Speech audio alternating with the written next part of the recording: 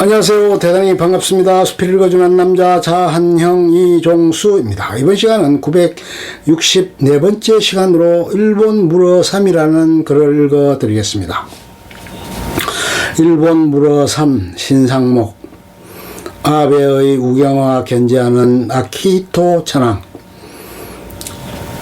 종전 후 퀘이크 교도인 미국인 가정교사에게서 평화에 대해 배워 천황 아베 취임 후 한 번도 사적 만찬 베풀지 않고 야스쿠니 신사 참배 안 해 1991년부터 일본 침략지에 찾아다니며 참배 작년 신년 인사에서는 전쟁의 역사를 충분히 배워서 앞으로 일본 본연의 자세를 생각해 가는 것이 현재 지극히 중요한 일.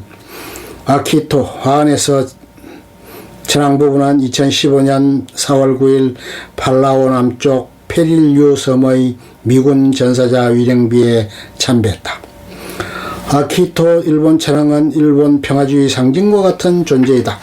그는 3살 때 중일전쟁, 8살 때 태평양전쟁을 경험하고 미군의 공습이 시작되던 12세 때부터 방공호 생활을 하다가 전쟁 막바지에 옮겨간 니코에서 종전을 맞았다.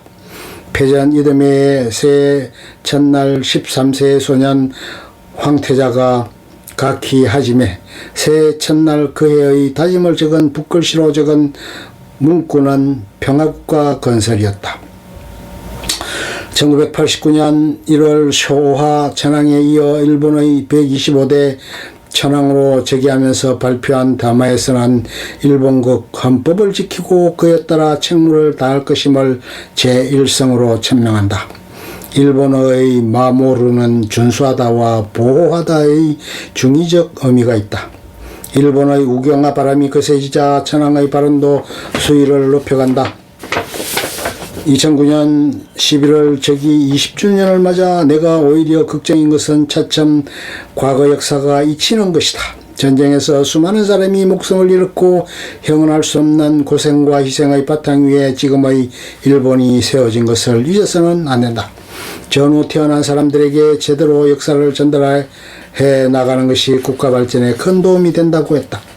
안보 법제 개편과 맞물려 헌법 개정 논의가 고개를 쳐들었던 2013년 12월 8월 팔순 생신을 맞아 전후 연합국의 점령하에 있던 일본은 평화와 민주주의를 지켜야 할 소중한 것으로 삼아 일본국 헌법을 만들고 다양한 개혁을 실시해 오늘의 일본을 일궜다면서 평화헌법에 대한 강한 신념을 재차 피력했다.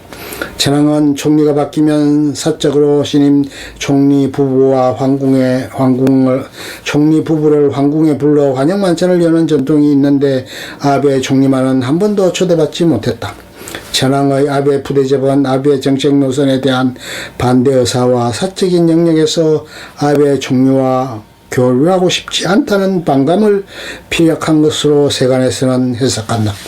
총리와 대립각 세운 천황 2013년 8월 15일 도쿄 부도칸에서 열린 전국 전물자 주도식에서 아베 일본 총리가 아키히토 천황 부부에게 고개 숙여 인사하고 있다. 2015년 정월 강요와 신년 인사회에서 천황은 아베에게 올해는 종전 70주년을 맞는 기념비적인 해입니다. 많은 분들이 목숨을 잃은 전쟁이었습니다. 이 기회에 만주사변으로부터 비롯된 전쟁의 역사를 충분히 배워서 앞으로 일본 본연의 자세를 생각해 가는 것이 현재 지극히 중요한 일이라고 생각합니다. 라는 덕담을 건네었다.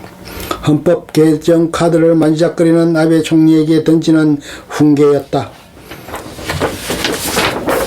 아키히토 천황의 경우 성장기 특이한 경험을 한다. 13, 17세까지 청소년기에 미국인 가정교사로부터 미국식 교육을 받은 것인데 한국에서는 잘 알려지지 않았지만 일본 내에서는 아키히토 천황의 평화주의 신념을 이야기할 때 이 시기가 중요하게 부각된다.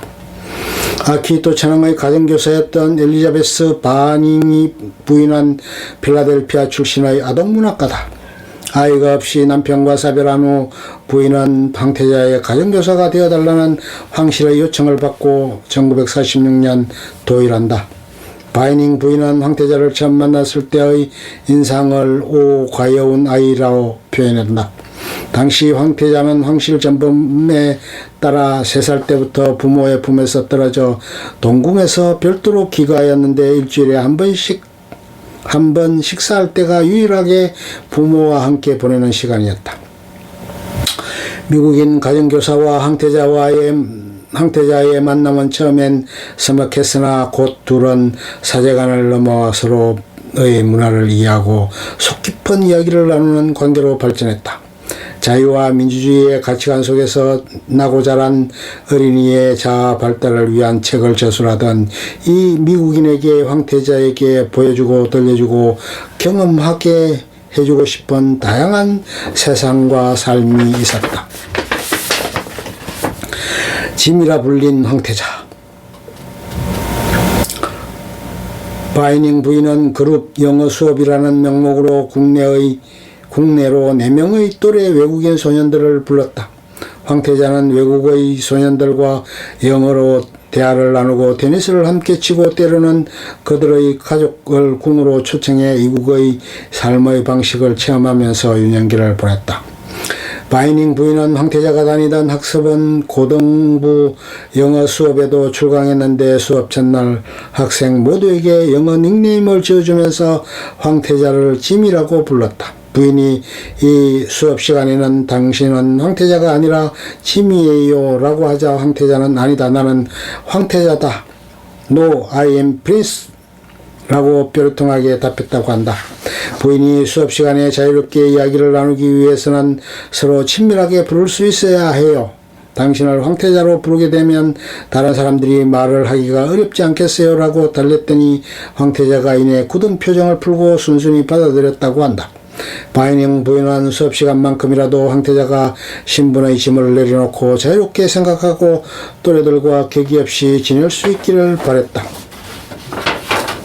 부인은 처음 황태자와 만났을 때 무슨 질문을 해도 주위의 시종들을 바라보며 도움을 청하고 확인을 구하는 모습을 보고 스스로 생각하는 것의 중요성을 일깨우고자 했다. 일본 철학은 실수를 하면 안 되는 존재다.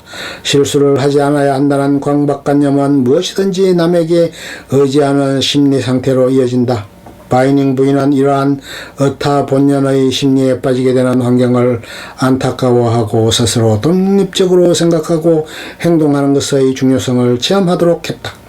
아키히토 천황은 즉위 후 바이닝 부인과 추억 중 기억에 남는 것이 있느냐는 언론의 질문에 부인과 가루이자와의 별장에서 머문 기억을 떠올렸다고 한다. 부인의 요청으로 시종들을 모두 물리치고 홀로 3일 동안 별장에서 부인과 지냈는데 그때 처음으로 스스로 목욕물을 받았다. 천황이 혼자 목욕 준비를 한 것은 그때가 유일했다.